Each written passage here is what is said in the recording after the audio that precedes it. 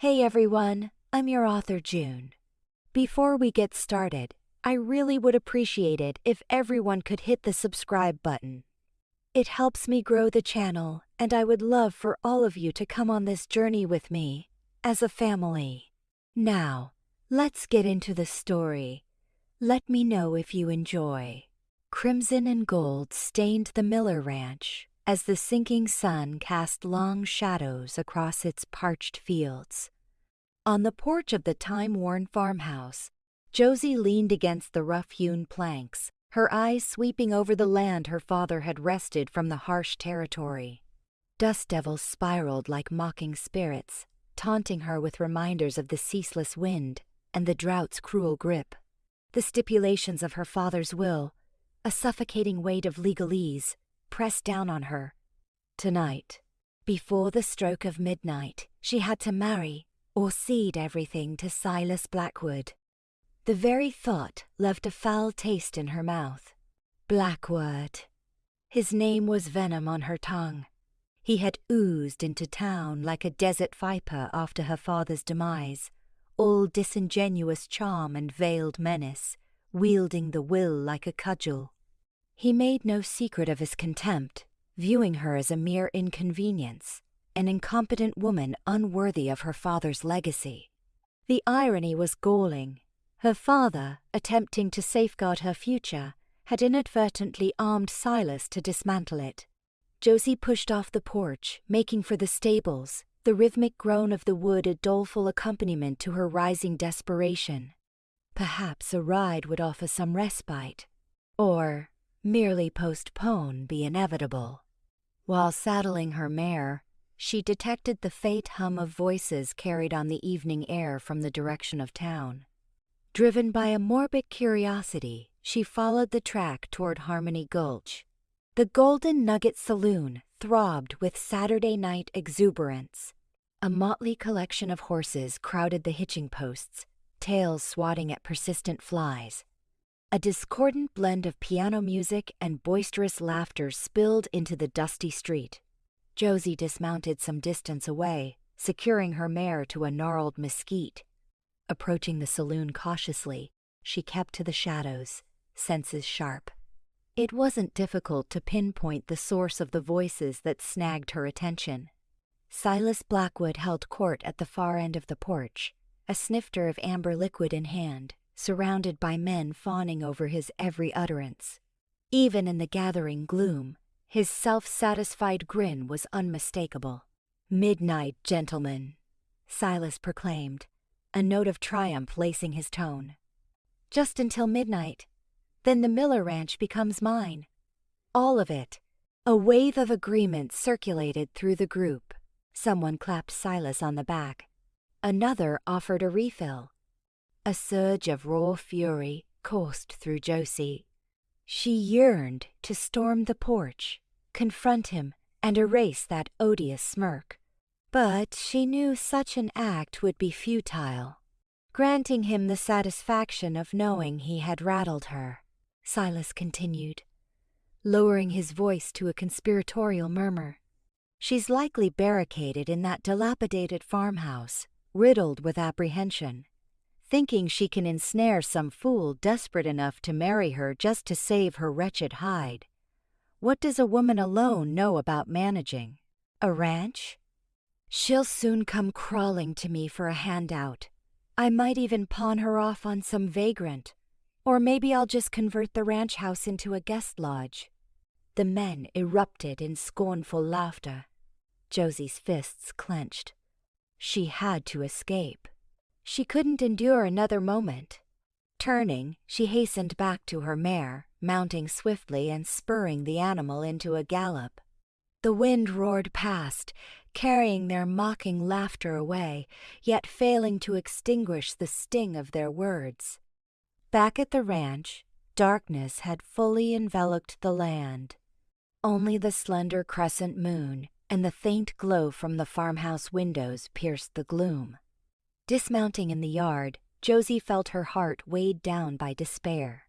Midnight was an inexorable deadline, a crushing wave threatening to engulf everything she held dear. Inside the farmhouse, The silence was oppressive. Josie ignited a kerosene lamp, the flickering flame painting elongated, wavering shadows on the walls.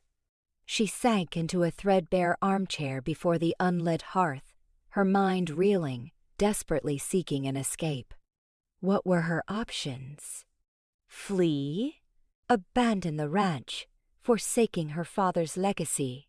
The thought was alluring, a siren's call promising relief from the agonizing pressure. But she couldn't. This land pulsed within her veins, an integral part of her very essence. To desert it would be a betrayal of her father's memory and everything he had instilled in her. Seek a husband? The notion was preposterous, even insulting. She wasn't some damsel awaiting rescue by a gallant knight. Besides, who would consent to marry her under such circumstances? Any man who took her hand would be motivated by ulterior motives, driven by the land, by financial gain, not by genuine affection. She would become a mere commodity, a pawn, as Silas intended. A few men in town had previously expressed interest, but none she could envision spending a lifetime with. There was old Mr. Abernathy, the widowed banker, prone to long-winded anecdotes and the odor of prune juice, and young Billy Johnson, the blacksmith's son, amiable but dim, and still painfully naive. Neither prospect was remotely appealing or even practical. She needed to be wed before midnight. There was no time for proper courtship, not even an opportunity to become acquainted. It was a business proposition, pure and simple. Overwhelmed by hopelessness, she covered her face with her hands, tears pricking her eyes. Was this her fate? Was she destined to lose everything? Was she helpless against Silas's plot? Abruptly, a thought ignited in her mind. A face materialized. Intense blue eyes. A name. Reed. Reed Tucker. A transient cowboy drifting through, in search of work. A reputation for toughness, independence, and fierce privacy clung to him. She had noticed him around town, taking on odd jobs, training horses, repairing fences. He was a man of few words, but something about him, a simmering intensity, a concealed strength, resonated with her. He kept to himself, rarely engaging in conversation, and she only knew his name and that he was a newcomer. She recalled seeing him at the saloon earlier in the week, nursing a beer in a shadowed corner, his gaze fixed on some far-off horizon. He appeared haunted by his past, a man burdened by heavy secrets. Yet, he also possessed a look of one who would not shrink from a confrontation. An audacious idea began to solidify in her mind, reckless and desperate, yet strangely captivating. What if she proposed a deal to Reed? A marriage in name only, a temporary arrangement to satisfy the stipulations of the will. He would obtain lodging, a steady income, and she would secure her ranch. It was a long shot, a gamble of epic proportions. But what alternative did she have? She knew next to nothing about him. He was a stranger, an outsider, a complete enigma. But at this point, she was willing to wager everything. Standing up, her heart pounding, she seized her coat.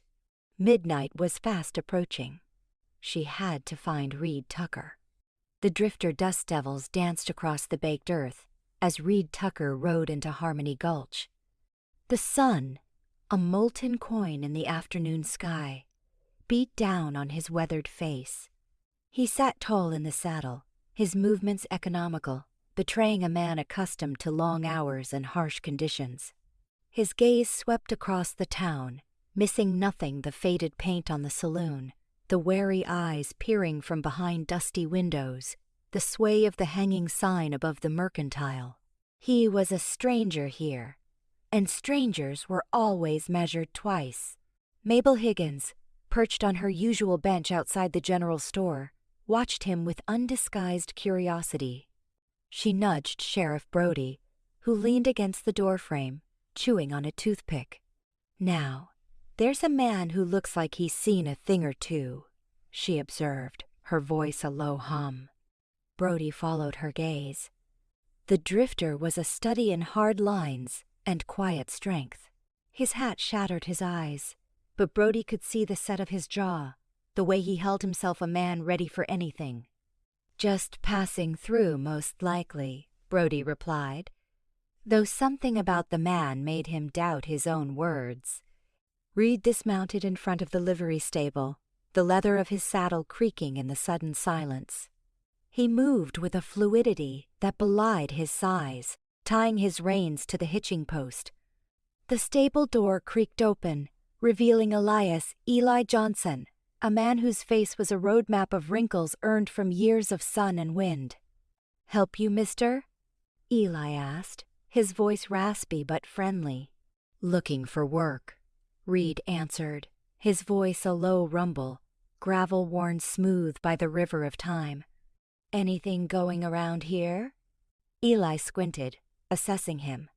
"Depends on what you can do. This ain't a town overflowing with opportunity." He gestured with a gnarled hand.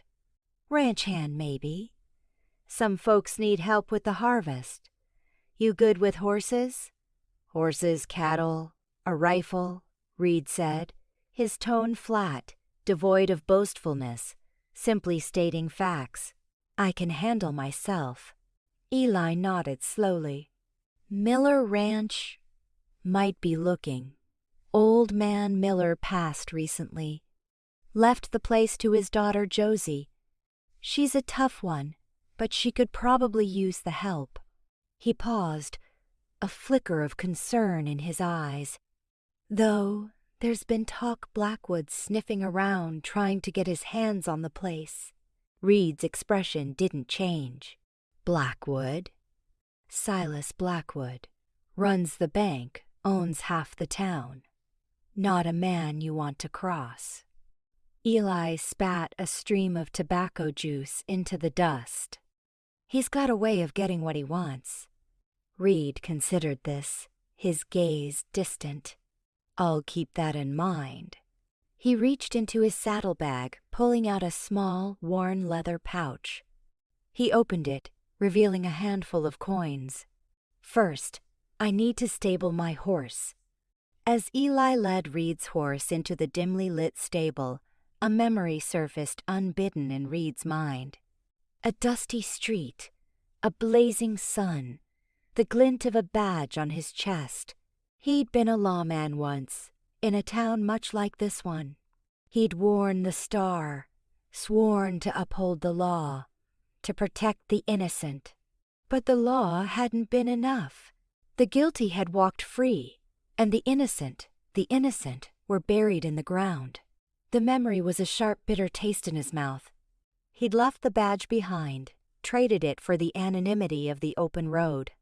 He'd vowed never to wear it again, never to be responsible for the lives of others. Eli gestured to a stall. "He'll be comfortable here. Got plenty of hay and water?" He studied Reed's face, sensing something hidden beneath the stoic exterior. "You got a past, mister?" Reed met his gaze, his eyes like chips of flint. "Don't we all?" Back outside, Sheriff Brody pushed himself off the wall, his gaze following Reed as he walked down the street. Mabel bustled beside him. "Did you see the way he looked at Eli? Like he was weighing him, judging him." "He's cautious," Brody conceded. "Smart man. This town breeds caution." He knew the look in Reed's eyes. He'd seen it before, in the mirror. The look of a man carrying a burden, a secret. He just couldn't place it. Not yet. Reed stopped in front of the saloon, the batwing doors swinging slightly in the breeze. The sounds of piano music and raucous laughter spilled out into the street.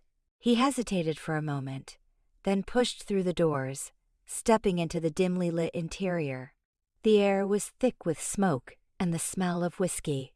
He scanned the room, his gaze settling on a table in the corner, where 3 men were playing cards. One of them, a large, imposing figure with a cruel smile, looked up and met his gaze. Silas Blackwood. Blackwood raised an eyebrow, a silent challenge. Reed held his gaze for a moment, then turned and walked to the bar, ordering a whiskey. He downed it in one gulp, the fiery liquid burning a path down his throat. He needed a drink, needed to clear his head. He had a feeling that Harmony Gulch, this dusty, forgotten town, was about to become a whole lot more complicated. He could feel it in the air, the tension, the undercurrent of fear. And he knew, with a certainty that settled deep in his bones, that he wasn't just passing through anymore. Something was brewing here. Something that would force him to confront the past he had tried so hard to bury. A desperate proposition the midday sun beat down on Harmony Gulch, turning the dusty street into a shimmering haze. Josie Miller stood in the doorway of the general store, the scent of dry goods and oiled leather doing little to calm the churning in her stomach. Across the street, in front of the Golden Nugget Saloon, Red Tucker leaned against a post, a picture of nonchalant ease. He was whittling something from a piece of wood, the shavings curling at his feet like golden snakes. Josie watched him, her gaze assessing, calculating. The man was an enigma, a drifter with eyes that held the weight of the world, and hands that looked equally comfortable holding a rifle or carving wood. She'd overheard snippets of conversation this morning, whispers about his quick draw, rumors of a past he kept hidden. Sheriff Brody seemed wary, Mabel Higgins curious, and Silas Blackwood Josie shivered. Silas had simply watched Reed, his pale eyes like chips of ice, a subtle threat hanging in the air. But beneath the apprehension, Josie saw opportunity. Desperate times, as her father used to say, called for desperate measures. And she was undeniably desperate. The Miller Ranch, her legacy, her father's dream etched in every weathered plank of the house, every acre of grazing land, was slipping through her fingers. Silas Blackwood, with his predatory smile and legal loopholes, was tightening his grip. The will was clear. She had to be married by midnight, or the ranch would become his. Her gaze drifted back to Reed. He straightened, stretching his long frame, the muscles in his arms flexing beneath the worn fabric of his shirt. He looked capable, strong, and unburdened. He had nothing to lose. Maybe that was what she needed. Josie took a deep breath, the dry air catching in her throat. This was madness. A proposition so audacious, so unconventional, it bordered on insane. But what choice did she have? She adjusted the shawl on her shoulders, the worn fabric a tangible reminder of her dwindling options, and stepped out into the street. The heat intensified with each step. Dust swirled around her boots as she crossed the road, the rhythmic thumping of her heart the only sound she could hear. When she reached the saloon, she paused, her hand hovering over the batwing doors. She could still turn back. Accept defeat. Watch Silas Blackwood bleed the ranch dry. The thought spurred her forward. The saloon was dim and cool, a welcome respite from the harsh sunlight. The air was thick with the smells of stale beer, tobacco, and something faintly floral, likely Mabel Higgins's doing. A few men were scattered at tables, playing cards, nursing drinks. Reed was still outside, oblivious to her presence. Josie pushed through the doors and walked towards him, her footsteps echoing on the wooden floor. He didn't notice her until she was standing directly in front of him. "Mr. Tucker," she said, her voice surprisingly steady. He looked up, his eyes, the color of aged whiskey, meeting hers. He didn't seem surprised to see her. "Miss Miller," he replied, his voice a low rumble. He didn't offer a smile, just a polite acknowledgement. "Could I have a word with you, in private?" He raised an eyebrow, a flicker of curiosity in his gaze. He tossed the piece of wood and his knife onto a nearby barrel and gestured towards a small, unoccupied table in the corner. "This way." They sat down, the silence stretching between them, thick with unspoken tension. Josie fiddled with the fringe of her shawl, avoiding his gaze. She had rehearsed this conversation in her head a dozen times, but now, facing him, the words seemed to catch in her throat. "I know this is unusual," she began, finally meeting his eyes, "but I find myself in a rather difficult situation." Reed leaned back in his chair, his expression unreadable. "I've heard whispers." Josie swallowed. "Silas Blackwood is trying to take my ranch." "So?" "I understand." "My father's will stipulates that I must be married by midnight tonight, or the ranch goes to him." She blurted it out, the words tumbling over each ow. "Other," in her haste. Reed remained silent, his gaze unwavering. He was waiting for her to get to the point. Josie took another deep breath. "I need a husband, Mr. Tucker, and I'm willing to pay for one." The silence that followed was deafening. The saloon noises faded into the background as Josie waited for his reaction. Disbelief? Anger? Amusement? She couldn't decipher his expression. Finally he spoke, his voice soft, almost a whisper.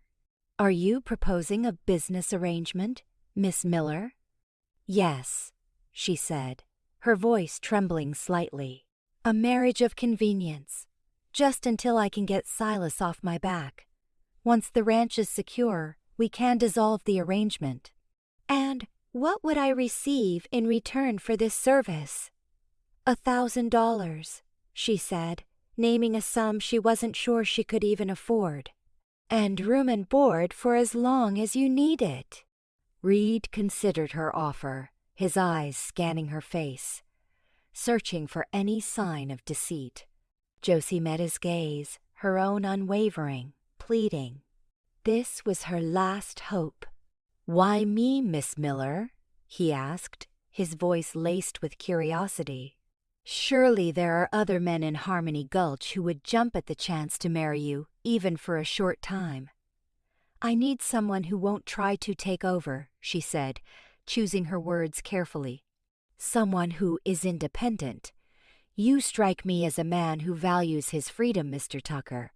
I believe you would honor our agreement." Reed chuckled softly, a sound that sent a shiver down Josie's spine. "You know nothing about me, Miss Miller." "Perhaps not," she conceded. "But I'm willing to take the risk." "Are you?" He looked away, his gaze drifting towards the dusty street outside. He remained silent for a long moment, lost in thought. Josie held her breath, her heart pounding in her chest. The fate of her ranch, her family's legacy, hung in the balance. Finally, he turned back to her, his eyes glinting with a mixture of amusement and something else she couldn't quite decipher. "Midnight, you say?" "Yes," she replied, her voice barely a whisper. He leaned forward, his gaze intense. "All right, Miss Miller," he said, a ghost of a smile playing on his lips. "I accept your desperate proposition." The courthouse clock tower, a grim sentinel against the encroaching twilight, tolled each second like a death knell to Josie's composure. Inside, the air tasted of aged parchment and suppressed anxieties. A lone gas lamp sputtered, etching elongated, gaunt shadows across the room, emphasizing the justice's severe features, a face etched with too many hasty promises and regretted deals. Beside her stood Reed, a silent bulwark of weathered leather and unwavering purpose. Unshaven, His shadowed jaw made him appear even more formidable. Josie chanced to glance at him. His usually guarded gaze was piercing, analytical, as though already calculating the parameters of their bargain. "Certain about this, Miss Miller?" the justice drawled, his gaze shuttling between them with open skepticism. "Marriage is a weighty matter." Josie's swallow felt like choking on gravel. "I am, sir, absolutely." A lie, bold and necessary. The justice grunted, far from convinced. He shuffled the documents on his desk, his movements languid and deliberate, as if personally affronted by their haste. "Right then, let's be done with it." He began reciting the standard vows in a monotonous voice. Josie barely registered his words, her thoughts a chaotic swarm of worries and possibilities. Silas Blackwood was likely toasting her ruin even now, picturing himself ruling the Miller ranch from her porch. Her fists clenched, nails digging into her skin. She would not let him prevail. When Reed's turn came, his voice, a deep resonance that vibrated through the floor, sliced through her turmoil. "I do." The words were simple, yet carried a weight that surprised her. It wasn't mere recitation, a compelling gravity lingered in his tone, a suggestion of depths unseen. Her own "I do" was a fragile whisper, nearly lost in the frantic pounding of her heart. "By the authority vested in me," the justice intoned, "I now pronounce you husband and wife." He cleared his throat gruffly. "You may kiss the bride." Josie went rigid. She hadn't factored this in. Theirs was a business agreement, a transaction. No need for displays. But the justice watched with anticipation, and Reed was already turning her way. His hand, calloused and warm, cradled her face. Their eyes locked, and for an instant the world dwindled, focusing solely on the intensity of his stare. There was a question there, a silent plea that stole her breath. He didn't await a response. He bent his head, and his lips touched hers. It wasn't a passionate conflagration, nothing like the torrid scenes in pulp novels. It was a hesitant exploration, a soft pressure that sent a jolt of unexpected awareness through her. Fleeting. It was over almost immediately, but it left her shaken, adrift, utterly perplexed. He drew back, his expression inscrutable. "That should suffice for appearances," he stated, his tone carefully measured. The justice cleared his throat, shattering the fragile moment. "Sign here, here, and here." He indicated the signature lines on the marriage license. Josie scribbled her name, her hand trembling slightly. "Mrs. Reed Tucker." The appellation felt alien, absurd, like a theatrical costume forced upon her. Reed signed next to her, his signature bold and decisive. "All right, that's that," the justice declared, handing them the certificate. "Get out of here and try to make something of it." They emerged from the courthouse into the crisp night air. A crescent moon hung in the inky sky, casting elongated, distorted shadows. Harmony Creek was still, the only sound the faraway yowl of a coyote. Josie shivered and drew her shawl tighter. "Well," she began, her voice sounding strained even to her. "That's done." Reed turned to face her, his silhouette stark against the dim moonlight. "Not quite. Now comes the real test." "The real test?" "Convincing everyone this union is genuine." He paused, his gaze taking her in. "And coexisting." He extended his arm.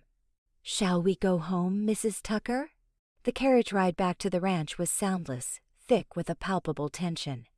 Josie couldn't dismiss the premonition that she'd erred severely, that she'd invited a predator into her sanctuary. Yet, beneath the dread, a strange fascination flickered. Who truly was Reed Tucker? And what did he intend to take from her? As they reached the ranch, The house seemed even more imposing, a mute witness to their fabricated bond. The windows were unlit, the only glow emanating from the stable where Jed, the ranch hand, finished his evening duties. "Jed's likely asleep in the bunkhouse," Josie said, breaking the silence. "I'll show you to your room." She guided him through the house, her footsteps echoing in the quiet. She had arranged the spare room for him, a modest, sparsely furnished space at the end of the corridor.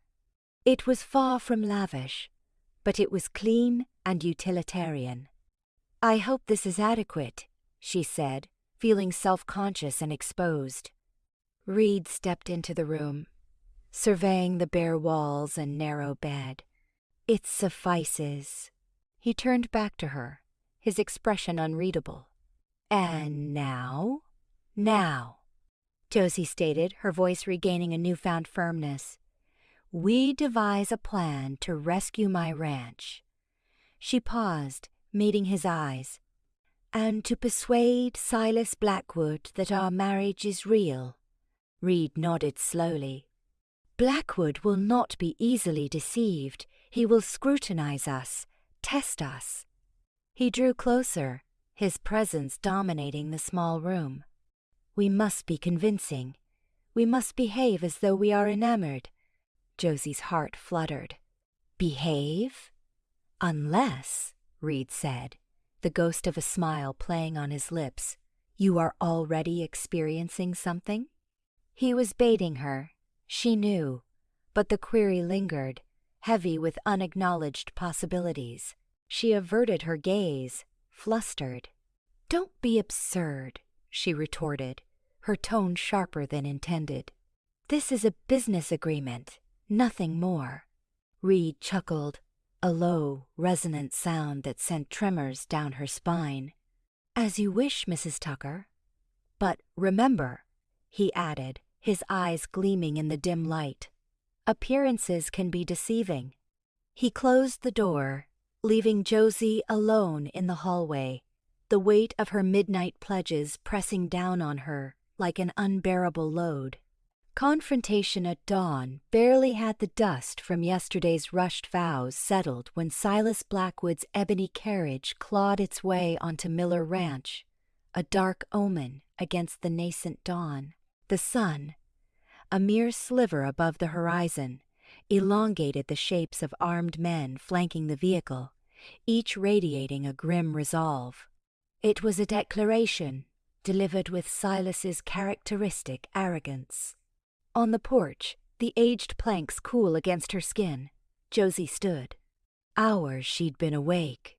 The magnitude of her choice, the unfamiliar presence of Reed within her home, a burden she couldn't shrug off. She watched them approach, forcing a semblance of composure, her pulse a frantic tattoo against her ribs. Today, she refused to yield. Today, she'd hold fast. Reed materialized from the house, movements lithe and quiet, a sharp contrast to the impending clamor of hooves and revolving wheels. Though clad in yesterday's attire, something profound had altered within him. The former wariness was gone, replaced by a taut intensity that blazed in his gaze. He stood beside Josie, a steadfast bulwark against the gathering storm. From the carriage Silas emerged, his bespoke suit an incongruous sight amidst the ranch's rustic charm. A sneer twisted his features as he surveyed the scene, his eyes lingering on Josie before flicking to Reed with poorly concealed contempt. "Josie, my dear," he purred, his tone saccharine sweet. "I trust you're prepared to depart. Wouldn't want any unfortunate accidents when my men begin relocating your possessions." Josie straightened, the morning's coolness unable to extinguish the fire in her eyes.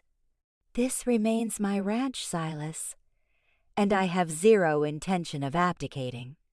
A harsh, mirthless sound escaped Silas. Such spirit, what a waste. Unless... His gaze sharpened, fixating on Reed. "And who is this joining our little party, Josie? A last hurrah before reality bites?" Reed advanced, his voice a deep thrum that carried with unexpected power. "I'm her husband, Reed Tucker." He extended a hand toward Josie, and she accepted without hesitation, their fingers entwining, a subtle declaration of alliance that visibly discomposed Silas. Color fled Silas's face, supplanted by a furious crimson tide. "Husband? What is the meaning of this charade?" Josie lifted her chin, meeting Silas's stare directly. "It's precisely as it appears, Silas. Reed and I married yesterday. The ranch stays mine." The ensuing silence hung heavy, broken only by the restless shifting of horses. Silas's facade crumbled, giving way to undisguised fury. His eyes, usually glacial, burned with incandescent rage. "You little, you think this changes anything? A mock marriage to some vagrant." He spat the word like poison. "It changes everything," Reed countered, his tone steady but firm. "The will is unambiguous. Josie's married. The ranch stays with her." Silas closed the distance, face mere inches from Reed's. "You think you can outmaneuver me, cowboy? You have no conception of who you're trifling with." Reed remained unyielding. "I have a perfectly clear picture of who I'm dealing with. A coward who thrives on the misfortune of others." Silas's fist clenched, but before he could act, Josie intervened. "Silas, leave. You possess no claim here." He redirected his venomous stare at Josie. "Don't imagine you've triumphed, Josie. This is merely the opening gambit. You may have discovered a loophole, but I assure you, I will find a way to claim what is rightfully mine. One way or another, this ranch will be mine." His voice dropped to a menacing sibilance. "And as for your husband, he may discover that protecting you carries a hefty price." He gestured to his men, who remained stoic and observant, their presence a constant, palpable threat. "Let's go," he snapped, his voice tinged with gall. "Our presence is unwanted." The carriage wheeled around, the horses straining against the leather as they retreated down the parched track. Josie watched their departure, her heart a trapped bird in her chest. The victory felt pyrrhic, tainted by Silas's ominous parting words. As the dust resettled, she faced Reed, her hand still firmly in his. "Thank you," she whispered, her voice barely audible, "for standing by me." Reed gave her hand a gentle squeeze. "We struck a bargain, Josie. I intend to uphold my end." His gaze swept the fields, his expression thoughtful. "But he's accurate about one thing. This is far from over. Silas Blackwood is not one to concede defeat." Josie shivered, despite the strengthening sunlight. "What do we do?" Reed pivoted to face her, his countenance unreadable. "We fight. We defend what is rightfully yours. And we ensure he regrets ever darkening the doorstep of Miller Ranch." His grip tightened on her hand, a silent promise of sanctuary, or perhaps something deeper. The dawn, which had commenced with such menace, now held a thread of hope, fragile yet existent. But Josie couldn't dispel the foreboding that the true battle had only just begun, and the stakes were higher than she could have possibly imagined. The land, her family's heritage, and now, perhaps, heart, hung in the balance. Poisoned well, the reek assaulted Josie, a sickly sweet miasma laced with a sharp, metallic tang. Unease had been gnawing at her all morning as she rode toward the north pasture to check on the cattle. Now, the reason was clear. The watering trough, usually a hubbub of bovine activity, stood starkly empty. An iridescent film, like spilled oil, coated the water's surface, fracturing the sunlight into unsettling prisms. "Reed!" she shouted, her voice cracking. She dug her heels into her horse, racing back towards the ranch, the vision of tainted water branded onto her memory. She found Reed in the corral, gentling a young colt with practiced ease. He stilled as she thundered to a halt, his eyes sharp with concern at her obvious distress. "What's wrong?" "The welly," she panted, dismounting. "It's been poisoned." His jaw hardened with restrained fury. Without a word, he scaled the corral fence and followed her toward the stables, his long legs eating up the distance. They rode at a breakneck pace to the north pasture, the shared urgency a palpable force between them. Dismounting, Reed's face was a mask of grim appraisal as he surveyed the trough. He tested the water, then sniffed his fingertip, his expression darkening further. "Cyanide," he stated, his voice a dangerous rumble. "Enough to kill the whole herd." Josie gasped, a fist clenching in her chest.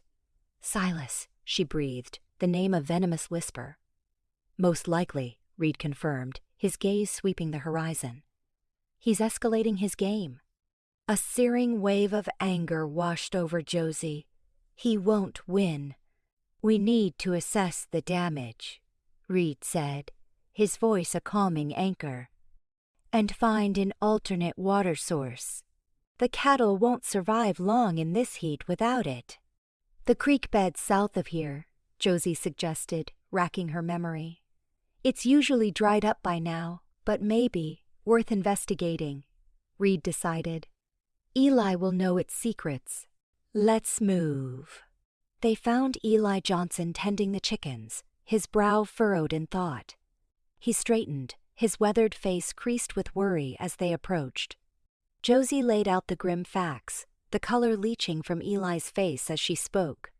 "That snake," Eli rasped, his voice thick with outrage.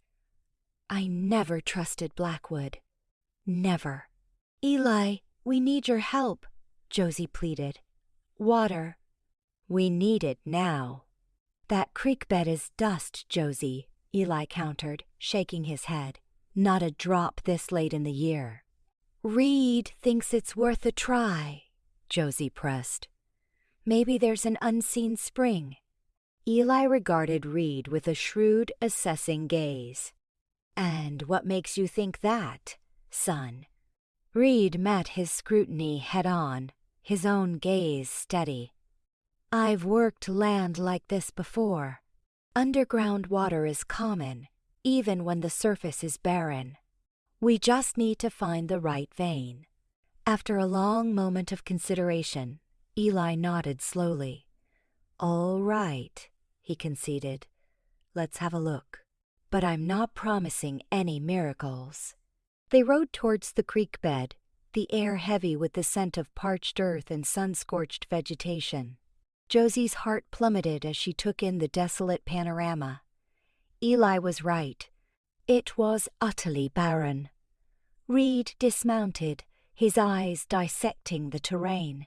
He moved methodically along the dry riverbed, his gaze glued to the ground, his hands feeling the baked soil. He knelt, scooping up a handful of dirt, letting it sift through his fingers. "What are you searching for?" Josie asked, her voice tinged with doubt. "Clues," Reed replied, his voice clipped. "Subtle changes in the soil, the plant life anything that suggests moisture." He continued further along the creek bed, his movements deliberate and focused. Josie watched, hope warring with skepticism. She desperately wanted to believe in him, to trust his instincts, but the situation seemed bleak. Suddenly Reed stopped short. He knelt again, carefully examining a patch of slightly darker soil nestled near a jumble of rocks. He drew his knife and began to dig, the dry earth yielding easily to the blade. Josie and Eli watched, holding their breath. After several minutes, Reed stopped and reached into the hole. He emerged with a handful of damp earth, a flash of triumph in his eyes. "Water," he announced, holding out the soil for them to see. Not much, but it's here. A wave of relief, so profound it nearly buckled her knees, washed over Josie. Can we reach it? Reed nodded. We need to dig deeper, shore up the walls. It'll be back-breaking work, but it's our best shot.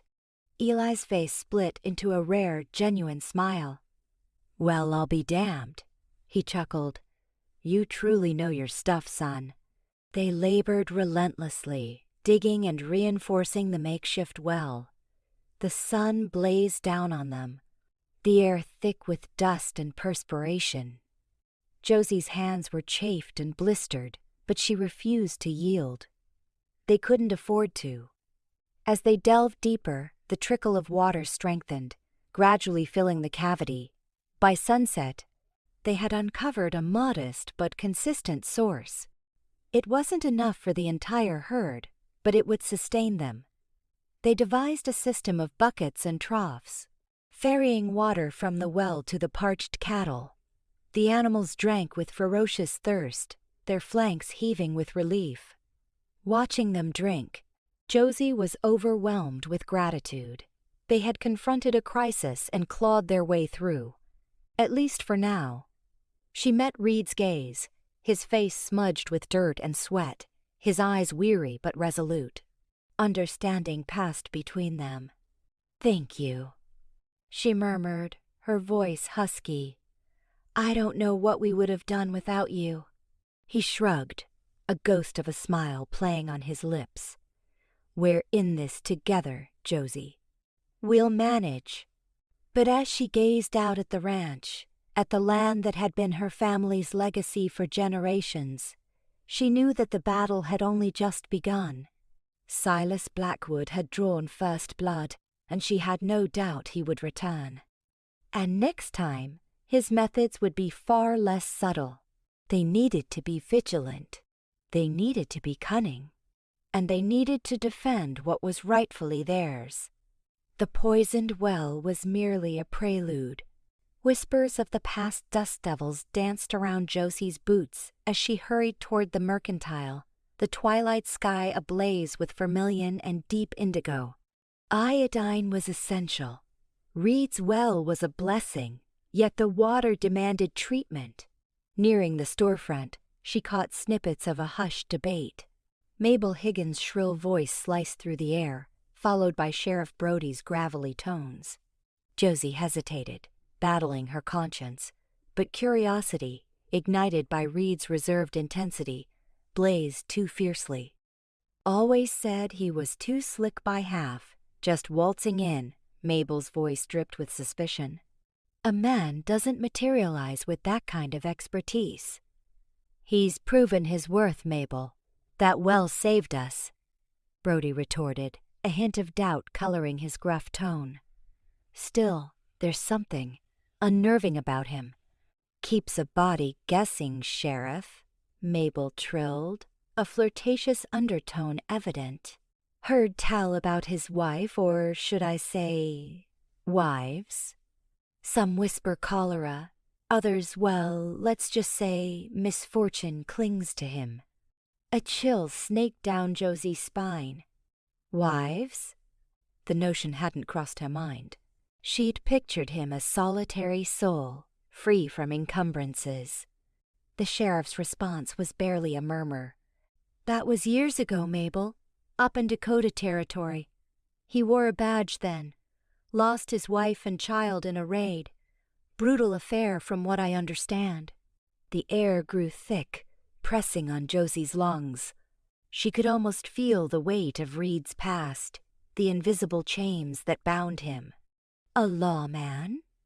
Mabel's voice had lost its airy quality. Never pegged him for that. A damn good one, they say. Too good. Hunted those bandits like a man possessed. Some say he strayed from the path, did things a bad shouldn't. He quit after that, headed south. Seems he's been outrunning something ever since. Josie had heard enough. She shoved open the door, the bell's jangle shattering the strained quiet. Mabel and the sheriff spun around, their expressions a blend of surprise and awkwardness. "Josie, didn't expect to see you," Mabel stammered, her face flushed. "Just grabbing iodine," Josie replied, her voice masking the storm within. She snatched the bottle, paid Mrs. Henderson, and departed, the echoes of those whispers rattling in her head. Back at the homestead, Reed was tending the horses, his movements efficient and deliberate. The setting sun painted long shadows across the yard, amplifying his air of solitude, his inscrutability. Josie watched him for a moment, hardening her resolve. She couldn't ignore the things she'd overheard, not when they revealed such a different facet of the man she'd wed, however temporarily. "Reed," she called out, her voice steady. He turned, his gaze unwavering, unreadable.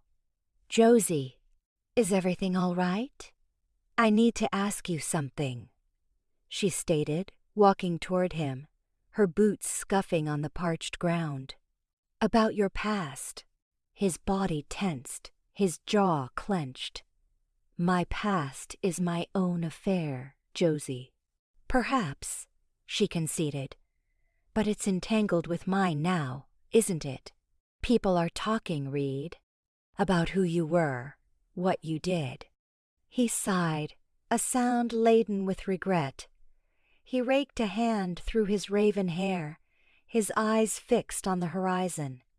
"What did you glean?" "Enough," she said, her voice softening slightly. "Enough to know that you've witnessed horrors, endured hardships, and kept them hidden from me." He remained silent, the only sound the soft whicker of the horses. Finally he spoke, his voice a low rasp. "I was a lawman. Up north. Had a wife? A little girl?" He paused, swallowing hard. "They were taken by men who valued nothing but avarice and savagery." Josie moved closer, her heart twisting with a sympathy she hadn't expected. "And you pursued them?"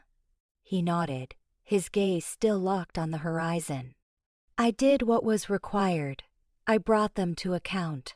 But it broke something inside me. I was never the same." "What transpired?" She pressed gently. He turned to face her, his eyes reflecting a stark, agonizing pain. I crossed the line, Josie. Boundaries I swore I'd never violate. I became the monster I was supposed to destroy. And that is why you left?" He nodded once more. "I couldn't remain. I couldn't reconcile with what I had become. So I fled. I've been running ever since." "But you stopped here," Josie pointed out, a tendril of optimism unfurling within her. "Why, Reed? Why did you pause here?" He looked at her, his gaze searching, almost exposed. "I don't know," he admitted with startling candor. Perhaps I was weary of the flight. Perhaps I glimpsed something here, something worth defending." "Like what?" she asked, her voice barely audible. He offered no verbal reply, his eyes meeting hers, a silent exchange passing between them. Josie perceived a glint within his gaze, a spark that transcended duty, beyond obligation. It was a flicker of connection, a nascent possibility. He averted his gaze. "Severing the bond. It's immaterial," he stated, his voice regaining its hardness. "My past remains my past. It doesn't alter anything between us, doesn't it?" Josie queried softly. "Knowing the reasons behind the man you are, understanding the sorrow you harbor, doesn't that reshape everything?" He remained mute, but Josie detected a flicker of doubt in his expression. She understood she couldn't compel him to reveal himself, to share the burden of his history. Yet she also knew she couldn't feign ignorance of the murmurs, of the pain she'd witnessed. The sun dipped below the horizon, shrouding the ranch in shadow. The only illumination emanated from the stars above, cold and distant. Josie knew the path ahead would be fraught with difficulty, riddled with uncertainties. But she also knew she wasn't alone. She had read, a man haunted by his history, yet possessing the potential for so much more. And, conceivably, just conceivably, together they could unearth a means to not simply endure, but to truly heal. Barn ablaze smoke, thick and biting, jolted Josie awake, a clawing sensation in her throat. Her heart slammed against her ribs as she shot upright. This wasn't the homey aroma of the stove. This was a caustic assault, sharp and edged with a metallic fear. She flung aside the blankets, her feet finding the frigid floorboards. Reed was already gone. She lurched to the window, yanking back the drape. The barn was an inferno. Ravenous flames devoured the darkness, staining the sky with violent oranges and fierce reds. Airborne embers swirled like demonic sparks carried on the wind toward the house. A ragged cry escaped her. "Reed!" Without waiting for an answer, she bolted outside, the frigid air a paltry defense against the blaze that raged within her. Eli Johnson, his face a road map of worry, barked orders at ranch hands frantically drawing water from the well. The horses, imprisoned within the fiery cage. Then Reed materialized from the barn doorway, a silhouette carved against the consuming light. He moved with an urgent grace she'd never seen, his expression granite, his eyes reflecting the roaring chaos. He coughed, raising a damp cloth to his face. "Josie, stay back. It's too hot." "The horses, Reed. We have to save them," she shouted, shoving past Eli. The heat lashed at her, a physical blow. The air vibrated with the roar of the fire and frantic equine screams. Reed seized her arm, his grip firm despite its surprising gentleness. "I'm going in. Eli, hold her here." Without waiting for confirmation, he vanished back into the burning maw. Josie struggled against Eli's restraint, her fingers digging into his weathered forearm. "Let me go, Eli. I have to help." "He's right, Josie. You can't do a damn thing in there except get yourself killed." Eli's voice was gruff, but his gaze softened with understanding. He knew these animals were more than property. They were kin. Time became a torture. Each crackle and pop of the fire, each terrified whinny, echoed like a death knell. Helpless, she watched as Reed reappeared, leading a trembling mare. Her coat was scorched, her eyes wide and wild, but she lived. Reed passed the reins to a waiting hand and plunged back into the flames. Again and again he emerged, each time with another terrified creature snatched from the burning prison. The heat intensified, the barn's roof groaned like a dying beast, and the air choked with thick, acrid smoke. Josie hacked, tears blurring her vision. Finally, Reed staggered out, empty-handed, his face masked in grime, his clothes smoking. He stumbled, and Josie tore free of Eli's grasp, rushing toward him. "Reed!" She caught his arm, bracing him. "Are you okay? Are all the horses safe?" He nodded, a racking cough shaking him. All of them. But we need to get them further out. The fire's spreading." Together, they herded the horses to a distant pasture, safe from the encroaching danger. As they watched the barn collapse in a furious burst of embers, a wave of devastation crashed over Josie. It was more than just the loss of the barn. It was a theft of her heritage, a desecration of her father's legacy, dissolving into smoke. Reed stood beside her, his arm a steady weight around her shoulders. He offered no platitudes, but his presence was a solace. He understood. He understood the weight of the land, the value of the barn, the spirit of the horses. He grasped what this meant to her. When the last sparks faded and the sky began to bleed with the promise of dawn, they trudged back toward the house. Eli and the ranch hands had already begun sifting through the smoldering remains. Inside, Josie poured them both coffee, her hands trembling. She looked at Reed, his face still smeared with soot, his eyes rimmed with red. "It was Silas, wasn't it?" she whispered, her voice fragile. Reed offered a grim nod. "He wants you gone from this land, Josie. And he won't hesitate to destroy you to get it." "But why the horses?" she asked, disbelief coloring her tone. "They did nothing to him." "He wants to break your spirit," Reed said, his voice hard as flint. "He wants to strip away everything you hold dear until you yield." Josie stared into the dark depths of her coffee, her mind whirling. Yielding was not an option. This land was her anchor, her birthright. It was the culmination of her father's life's work. "We have to stop him, Reed," she declared, her voice gaining strength with each word. "We have to find a way to stop him before he obliterates everything." Reed regarded her, his eyes a complex blend of admiration and concern. "This is escalating, Josie.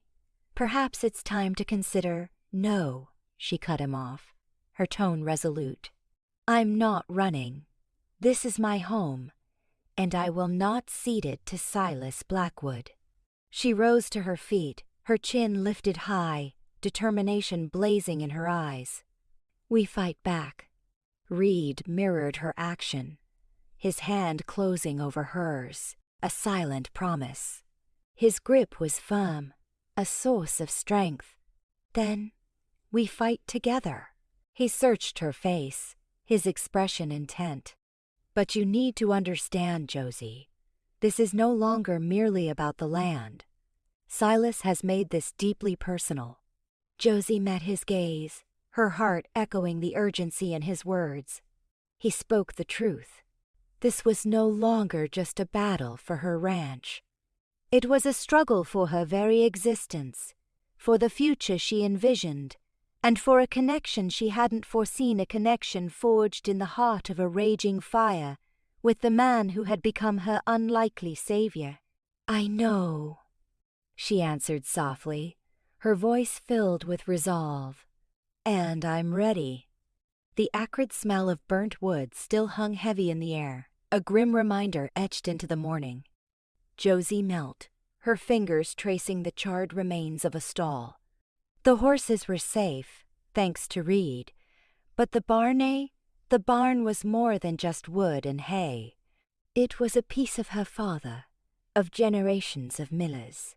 Reed, his face grim, moved with a quiet purpose around the perimeter. He wasn't a rancher, not in the way she was, but he possessed a hunter's instinct, a keen awareness of the land. "Footprints," he said, his voice low, pointing to a patch of disturbed earth just beyond the barn's skeletal remains. "2 sets, heavy boots judging by the depth." Josie joined him, her gaze following the tracks as they led towards the creek bed. "Silas," she stated, the name a bitter taste on her tongue. "It has to be." Reed didn't dismiss it. "Likely, but we need proof. This could just be a couple of stray hands looking for work." "Stray hands don't carry kerosene," Josie retorted, rising to her feet. "Let's see where these lead." They followed the tracks to the creek, where the water had washed away much of the evidence. Reed, however, noticed something else. A broken branch, snapped clean and left hanging, and a faint drag mark in the mud. He crouched, examining it closely. "They had something heavy with them," he observed, besides the fuel. Back at the ranch house, Eli was waiting, his weathered face etched with concern. "Heard about the fire, Josie? Damned shame." He spat a stream of tobacco juice into the dust. "Anything I can do?"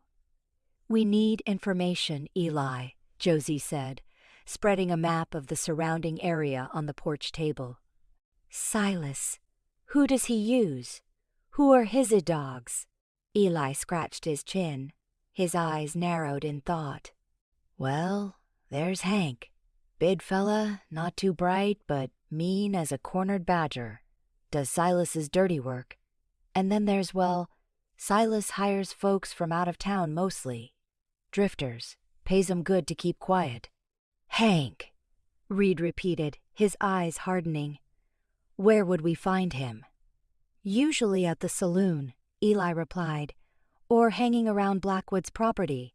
But be careful, Reed. Hank's got a temper, and he's always looking for a fight.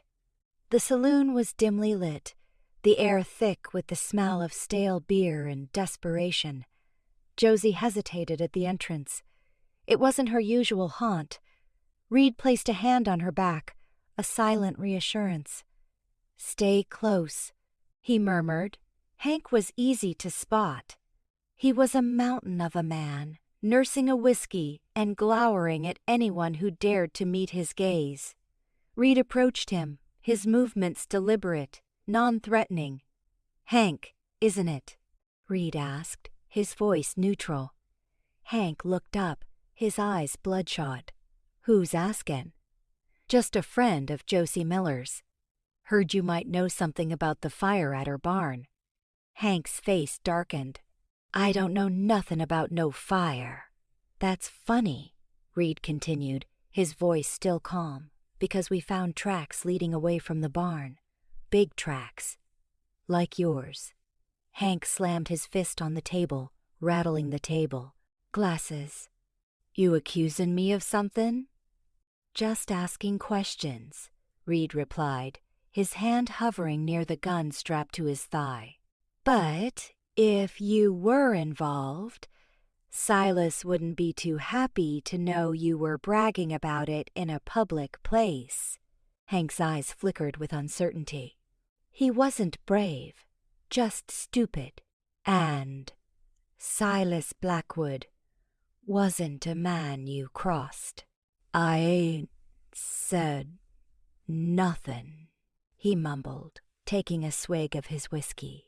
Maybe not, Reed pressed, but your silence speaks volumes. Was there someone else with you, Hank? Someone from out of town? Hank hesitated, his gaze darting around the saloon. He clearly wanted to say something, but fear held him back. Josie stepped forward, her voice firm. Hank, listen to me.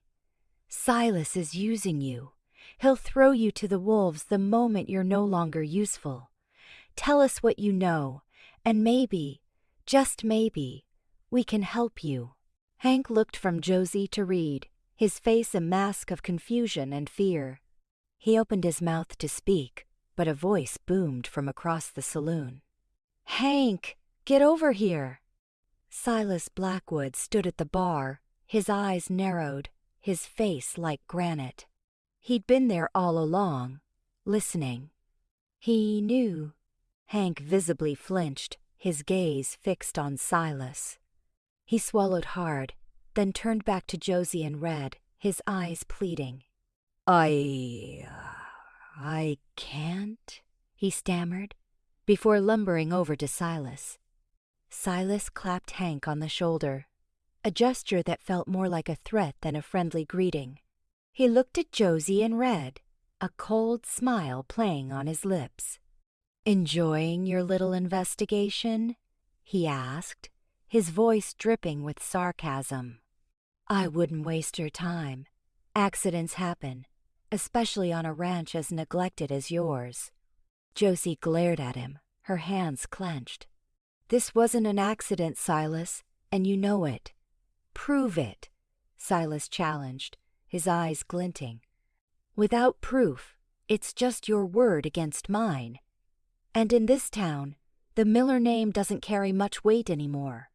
He turned and walked out of the saloon, Hank trailing behind him like a dog on a leash. Josie watched them go, her heart pounding with fury.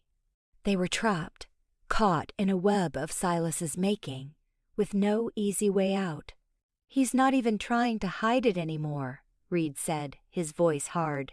"He doesn't have to," Josie replied, her voice laced with frustration. "He knows he can get away with it." Back at the ranch, as the sun began to set, casting long shadows across the scorched earth, Josie felt a wave of despair wash over her. Silas was winning. He was slowly, methodically, destroying everything she held dear. Reed placed a hand on her shoulder, his touch firm and grounding. "He's not winning," he said, his eyes locking with hers. "Not yet. We just need to find a way to fight back, and we will." But as Josie looked into his eyes, she saw a darkness there, a hint of the man he used to be, the man he was trying to leave behind. And she wondered if, in fighting Silas, they were both about to lose something far more precious than the ranch. A tangled web dust devils danced around Josie's worn boots as she marched toward Silas Blackwood, read a silent sentinel at her side. Blackwood, a splash of city refinement in a pristine linen suit amidst the rough-hewn buildings, held court by the general store, a cluster of locals captivated by his pronouncements. Josie halted, fixing Blackwood with a glare that could freeze the desert wind. An immediate, crackling tension gripped the air.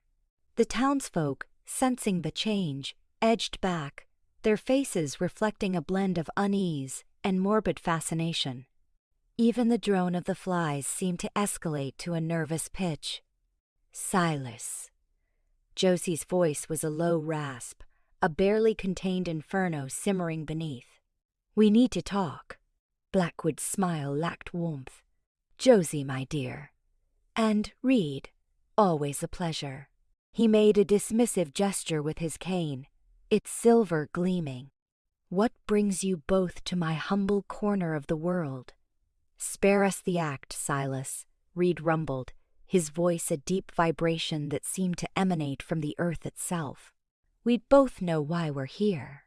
Blackwood adopted a bewildered expression, his brow furrowing in a practiced display of innocence. "I haven't the foggiest, Reed. Josie, perhaps you'd care to enlighten me?" Josie closed the distance, the aroma of parched earth and horses clinging to her clothes. "My barn burned to the ground last night, Silas, reduced to cinders.